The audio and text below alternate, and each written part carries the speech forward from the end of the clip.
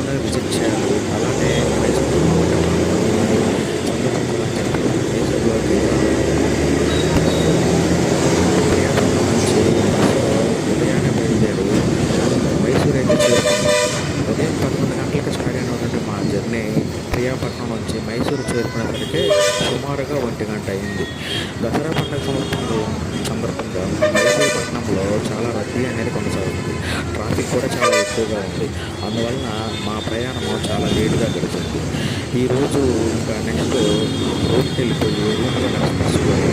Evening టైంలో night Mysuru పట్టణంలో దసరా ఉత్సవాలు చాలా అద్భుతంగా ఉంటాయని చెప్పేసి తెలియటం వలన నైట్ విజిట్ చేద్దాం అని చెప్పేసి అనుకున్నాను.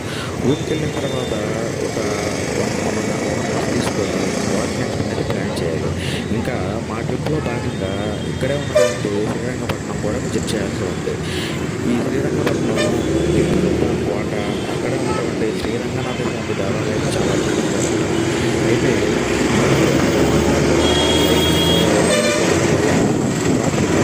మనకి ఆ వ్యూ అనేది చాలా అద్భుతంగా కనిపిస్తుంది. పగటిపూట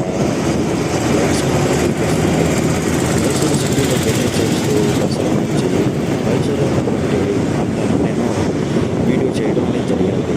మైసూరులో చాలామంది విదేశీ పర్యాటకులు, అలానే చాలామంది ఇండియా మన దేశ పర్యాటకులు కూడా వచ్చి ఉన్నారు.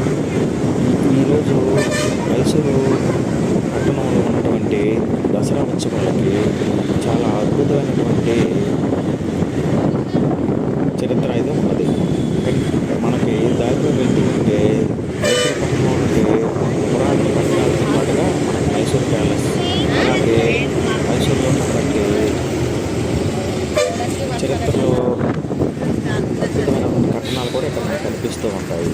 సో నెక్స్ట్ మైసూర్ ప్యాలెస్ కూడా విజిట్ చేయడానికి ముందుగా మనం బస్ స్టాండ్కి వెళ్ళి బస్ స్టాండ్ దగ్గర రూమ్కి చేరుకొని నెక్స్ట్ వీడియో అనేది స్టార్ట్ చేద్దాం.